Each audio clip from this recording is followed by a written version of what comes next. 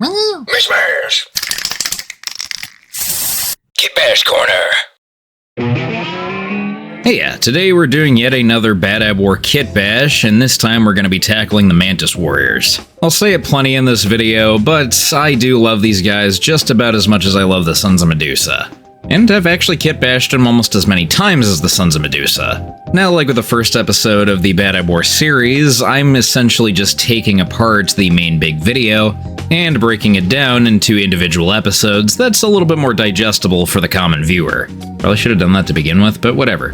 But before we get into all that kit bashing goodness, make sure to leave a like, comment, and subscribe, share with a friend, and if you really dig it, consider becoming a channel member. For just $3 a month, you get to see my videos early, and for $5, you get access to a weekly Q&A stream, in which I'll showcase your minis. You also get access to exclusive roles and channels within the Mishmash Discord, and above everything else, it just really helps me out. Huge thank you to my channel members, you guys are amazing. But if you want to help the channel even further, make sure to utilize my affiliate links in the description for Wargames Atlantic, Galeri, and Golden Maple. Especially go check out the new plastic tractors for Quar as they are now on pre-order. And make sure to use discount code MISHMASH5%. But like with the other episodes, brief intro, let's talk about the Mantis Warriors.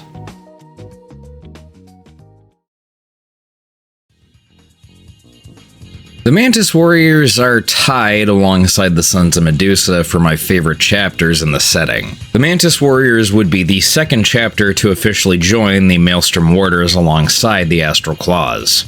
As for the origins of the chapter, they have a rather shrouded past, and it is quite difficult to study. However, it is believed that they were created around the 8th founding. They also happen to be successors of a chapter I love quite a lot, the Marauders, of whom are also successors of the White Scars. The Mantis Warriors are renowned for their cunning and guile, bearing adept skill at guerrilla warfare, devastating ambushes, and sudden overwhelming assaults. All skills the Mantis Warriors would rely on and come back to in the Bad Ab War conflict. The Mantis Warriors primarily joined the Bad Ab Peg due to Huron promising to keep their autonomy as well as provide protection. For the longest time, the Mantis Warriors were a lone wolf chapter, not entirely by their own choice. The perks of being alone also came with the cons of not having any allies to aid them when things went south. On paper, there is no reason that the Mantis Warriors shouldn't have joined the pact. Same goes for the Astral Claws. The Mantis Warriors are known for being incredibly loyal to their allies. So much so that they ended up taking the first shot against the Firehawks at the beginning of the Bad Ab War. During the progression of the conflict, the Mantis Warriors were actively engaged in the secessionist war efforts at all levels. Rather than system by system for much of the Bad Ab War, the chapter played to its great strengths and expertise, fighting guerrilla campaigns against numerically superior foes, and frequently employed hit-and-run tactics, raids, and ambushes. A key element for the Loyalists was the Raptors chapter, seemingly able to actually match up with the Mantis Warriors' fighting style, leading to numerous casualties on both ends. Kinda bums me out, I love both of these chapters. Because of this, the Mantis Warriors would slowly but surely be worn down during the war. After the death of Yarvan Satak, the chapter master of the Mantis Warriors, misgivings and questioning would brew within the chapter itself, especially on the true nature of the secession as well as the Astral Claws leadership. It wouldn't be until piss off, that name sucks. Ahazra-Redth, chief librarian of the Mantis Warriors, would become the new chapter master and would further distance the chapter itself from the machinations of the tyrant of the Bad Ab. Unfortunately, the Mantis Warriors would keep good on their word, still choosing to remain a fighting part of the secessionist cause until the bitter end. Despite holding his chapter together in the dying days of the Bad Ab War, Ahazrad's body would never be recovered. In the aftermath of the Bad Ab War, the Mantis Warriors would pay a heavy penance. Left with no more than 300 battle brothers, the chapter would remain under strength, and would be forbidden to recruit new members. Still to this day, they are critically short on personnel. However, in the aftermath of the Bad Ab War, the Mantis Warriors have formed a specialized fighting unit within the chapter, primarily to take down any renegade Astral Claws. Despite the 100-year crusade they were set upon, the Mantis Warriors were still granted the Emperor's forgiveness, as they were not deemed full-fledged traitors. If you can't tell, the Mantis Warriors are undoubtedly one of my favorite chapters in the setting, if not my very favorite. I love this chapter. And I don't mean like I enjoy them and I enjoyed painting them once. This is one of my very favorite chapters in general, right next to Sons of Medusa. These guys are a big portion of why I wanted to do this video. I've kitbashed them before, and I'm very proud of that, but the Mantis Warriors have always remained as one of those chapters that has always held my interest. Undeniably, besides maybe the Executioners, they are definitely my favorite amongst the Secessionists, as their story makes a lot of sense. Despite knowing full well that the idea of the secession was not going the way they intended, they still stuck beside their battle brothers within the Secessionists. Now, of course, that can be chalked up to a con in all things considered, but to me, it just proves just how loyal these guys are. They want to do the right thing, and I especially have a soft spot for that. Hell, before the Bad Ebb War even started, the Mantis Warriors would do everything in their power to stop a bunch of Dark Eldar slavers from completely terrorizing the region. Unfortunately, they get completely dunked on because of space sharks. These two images are basically the same thing to me. Most people remember Sanguinius for being dead on the floor, most people remember the Mantis Warriors getting mulched, but I guarantee you there is much more than meets the eye. But I definitely should stop simping over the Mantis Warriors, as we'll be here all day if I don't, so I think it's about time we get to the kit bashing. Now, to begin kitbashing the Mantis Warrior, I would first begin by cutting off the brim of a Primaris Marine, and I would fit on one of the Incursor helmets, this being one from the upgrade kit from the Kill Team set.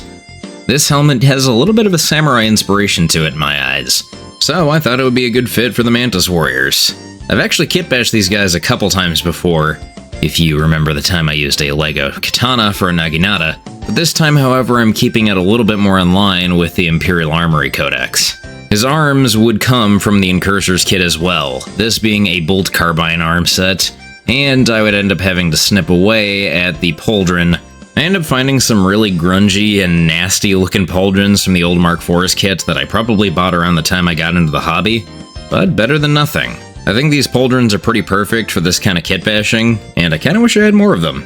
I'd then give him a tabard from the basic Tactical Marine Squad kit. This is purely so I could add in more decals. Now for his power pack, I'm giving him a classic Mark IV. Yet again, from a different Marine that I don't even have the body to, but I still have the painted bits.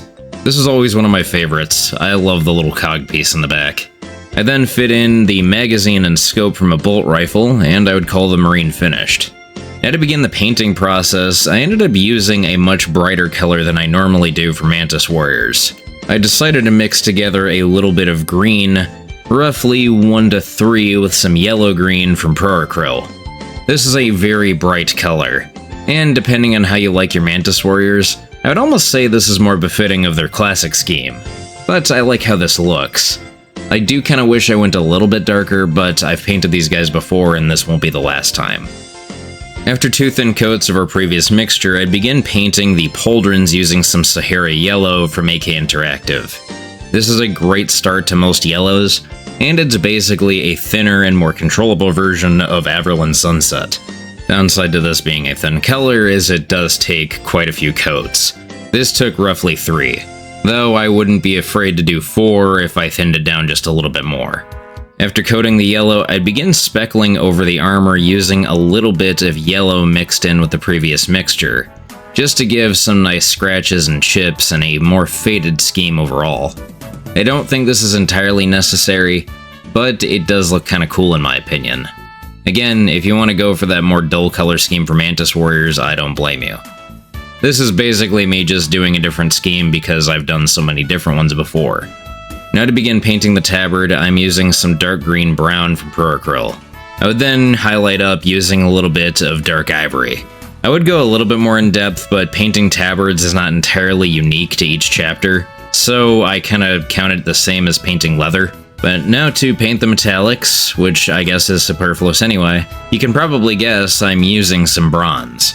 Depending on when you see this in the video, I've basically repeated it around 7 times, so I'm saying this to keep myself entertained. Hopefully it entertains you. Please don't leave. Anyway, once everything was dried, I would spray over the model using some gloss varnish and I would apply the decals. I only really mention it with this figure as I have a lot of decals for Mantis Warriors. Also, if you're interested in using any of the decals I found, there are links in the description. Another epic detail I'm putting in just for funsies. A great tool to use for pushing down decals is a circular dry brush, one that you don't really use. Just a fun little detail. Now, after painting the bolt gun casing black, I'll be painting over using a little bit of dark ivory. This is so we can do the Mantis Warriors classic color for their bolt gun casing. A nice yellow stripe. I'm a sucker for this. I really do like this color scheme. But before we add the yellow, I would begin shading the model using some watered down Battle Mud wash, mixed roughly 4:1 with Oblivion Black wash. This is watered down slightly just to let it flow a little bit more and not pool too much. I also don't want the color to be too strong.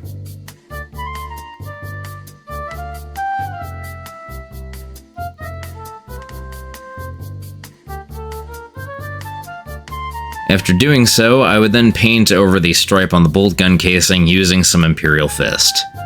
My camera really didn't want to focus on this, so thankfully I took a second shot. Now to paint in the eyes. The Mantis Warriors are usually either red eyes or black eyes, so I decided to go with the black just to make them stand out. I've painted them with red eyes almost every single time I've painted them before, but I decided to go with the black just to change the mold a little bit. However, again, for whatever reason, there are a lot of chapters in the Bad Ab War that have black lenses.